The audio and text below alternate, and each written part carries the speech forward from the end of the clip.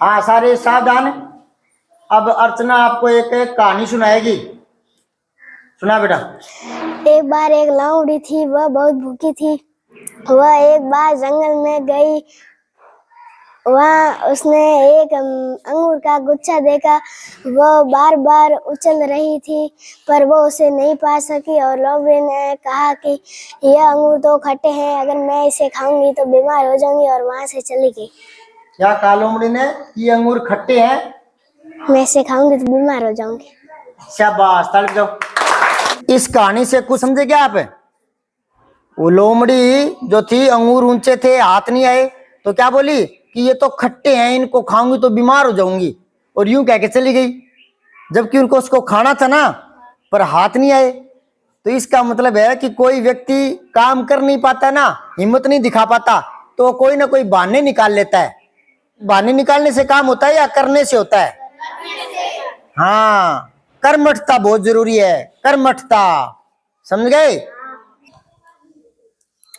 लोमड़ी व खट्टे अंगूर जैसी कहानियों को झूठी होने के बावजूद बंद नहीं किया जाना चाहिए, चूंकि कहानियां काल्पनिक भी हुआ करती है। दूसरी बात, ऐसी काल्पनिक कहानियों पर मिथ्या का आरोप इसलिए भी नहीं लगाया जाना चाहिए क्योंकि इन कहानियों का कथानक महत्वपूर्ण बात नहीं हुआ करती। ये कहानियां महत्व इसलिए रखती है क्योंकि इनके माध्यम से कुछ आदर्शात्मक बातें बच्चों तक आसानी से पहुंचाई जा सकती है। यानी इन काल्पनिक कहानियों में भी कुछ आदर्श शिक्षाएं सुरक्षित रहती हैं। राजस्थान में कर्माबाई से संबंधित एक कहानी प्रचलित रही है। इस कहानी का महत्व भी इसी बात में समझना चाहिए कि यह एक लोक कथा है। इसको जानकर बच्चे लोक कथा को जान पाएंगे, इससे संबंधित प्रचलित लोकगीत की अंतर्वस्तु जान पाएंगे और लोकगीतों के बारे में थोड़ी समझ बढ़ पाएगी। इसके अलावा सौंपे गए कार्य के प्रति निष्ठा भाव व समर्पण भाव को भी जान पाएंगे। अब एक कहानी मैं सुनाता हूँ आपको, ध्यान से सुनना, ठीक है? सीधे बैठो सारे आराम से। कर्माबाई नाम सुना है आपने?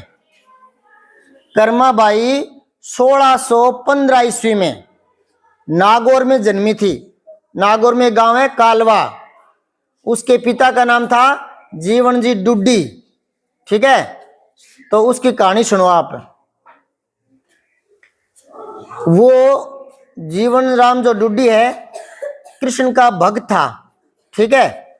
हमेशा कृष्ण भगवान की पूजा अर्चना करता और उनको भोग लगाता। एक बार क्या हुआ, जीवन राम जी को किसी कारण से बाहर जाना पड़ा, तो उसने अपनी जो पूजा पद्धति है, जो पूजा का क्रम है, वो अपनी बेटी को समझाया। किसको? कर्मा को। उसकी बेटी का नाम क्या था? कर्माबाई। कर्माबाई। तो वो जो कर्माबाई थी, उसने पूजा अर्चना शुरू कर दी पिता के जाने के बाद। अब उसे ज्यादा कुछ पता नहीं था, विधि विधान इतना वो समझ नहीं पाई थी पूरा ढंग से। तो उसने क्या किया, भोग लगाने वाली बात आई ना, तो खिचड़ी बनाई। खिचड़ी बनाकर भगवान कृष्ण के सामने रख दी कि भगवान आपको भूख लगे तो भोग कर लेना, ठीक है ना? तो भगवान को ऐसे मूर्ति खाएगी थोड़ी भोजन। वो अपने काम में लग गई। तो कई देर बाद में काम करके देखा उसने, तो थाली में खिचड़ा वैसा का वैसा पड़ा हुआ था। जो खिचड़ी बनाई थी ना, वैसी पड़ी थी। तो उसने देखा कि भगवान जो है ना, उनको भूख नहीं लगी होगी। तो बोली, हे भगवान, आपको भूख नहीं है तो कोई बात नहीं, जब भूख लगे तो खा लेना, मैं तो मुझे काम बहुत है। तो यूं करते करते उसने घर का सारा काम कर लिया और काफी देर भी हो गई थी। काफी देर हो गई तो उसने देखा खिचड़ी तो फिर वैसी की वैसी पड़ी है, भगवान ने खाई नहीं। तो उसने कहा, हे भगवान, तुम्हें भूख नहीं लगी या आज रूठे हुए हो? क्या बात है, आप खाना क्यों नहीं खा रहे? तो बोली, ठीक है, आप नहीं खाओगे ना, तब तक मैं भी नहीं खाऊंगी। ये भी मेरी जिद है, आप भोजन करोगे उसके बाद ही मैं भोजन करूंगी। यूं प्रण करके बैठ गई। और उसके बाद क्या हुआ, पूरा दिन बीत गया, रात होने वाली थी और वो भूखी प्यासी थी। जिद कर ली कि आप नहीं खाओगे ना, तब तक मैं नहीं खाऊंगी। तो उसे ना एक भविष्यवाणी हुई लास्ट में। भगवान ने देखा कि ये तो भूखी है मेरे नाम से। भगवान के नाम पर जो समर्पित हो जाते हैं ना, भगवान उनकी रक्षा करते हैं। तो भगवान ने एक भविष्यवाणी की, एक आवाज आई कि बेटी तुमने भोग लगाने के लिए थाली तो रख दी, पर तुम पर्दा करना भूल गई। तो कर्मा को याद आया कि हाँ, पिताजी भी कह कर गए थे। तो उसने भगवान की मूर्ति के आगे पर्दा कर दिया, और जब पर्दा हटाया कुछ देर बाद देखा तो थाली जो थी वो खाली पड़ी थी। तो उसको खुशी हुई कि चलो भगवान नाराज थे, राजी हो गए। अब उसने भी भोजन कर लिया। अब तो ये रोज का क्रम बन गया।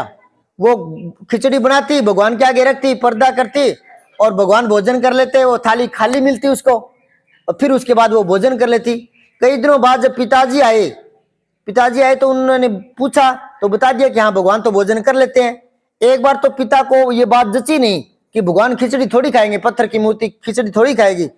बाद में उसके समझ में आ गई कि ये कोई भगवान की लीला ही है, क्योंकि उसका भी भगवान पर विश्वास था। आपने गीत सुना है क्या कि कौन कहता है भगवान खाते नहीं, माता सबरी के जैसे तुम खिलाते नहीं। तो श्रद्धा से भगवान मानते हैं, श्रद्धा मन में होनी चाहिए। कुछ सालों बाद जीवनराम जी की मृत्यु हो गई, उनके पिता की। अब वो मीरा अकेली रह गई। समय आगे बढ़ता गया, और लास्ट में जब वो घर में अकेली थी, वृद्धावस्था से आ गई थी, तो वो तीर्थाटन पर निकल गई। तीर्थाटन का मतलब होता है तीर्थों में घूमना, स्नान करना, पूजा करना। लास्ट में हमारे जो 4 आश्रम थे ना, तो वानप्रस्थ आश्रम चौथा आश्रम था, जिसमें भक्ति के लिए गृह त्याग करके वो ईश्वर की स्मरण में आत्मा की उन्नति के लिए निकल पड़ते थे। तो ऐसा ही मीरा ने किया, और वो लास्ट में तीर्थाटन करते करते उड़ीसा में जगन्नाथपुरी है, वहां वो चली गई। ठीक है, वहां भी उसने वही क्रम रखा, भगवान कृष्ण को खिचड़ा बनाती, भोग लगवाती। ये बात लोगों ने देखी तो लोगों के आश्चर्य का कोई ठिकाना नहीं रहा। इतना आश्चर्य उनको कि ऐसा हो सकता है क्या। और ये क्रम चलता रहा। एक समय है जब मीरा भी मृत्यु को प्राप्त हो गई, और वो जो खिचड़ी का क्रम था वो आज भी वहां चलता है, और माना जाता है कि ईश्वर उसका भोग लगाने आते हैं, और वहां एक टाइम प्रतिदिन खिचड़ी बनती है। तो सुनी हुई है कहानी आपकी, या आज ही सुनी है? कर्मा भाई नाम सुना है?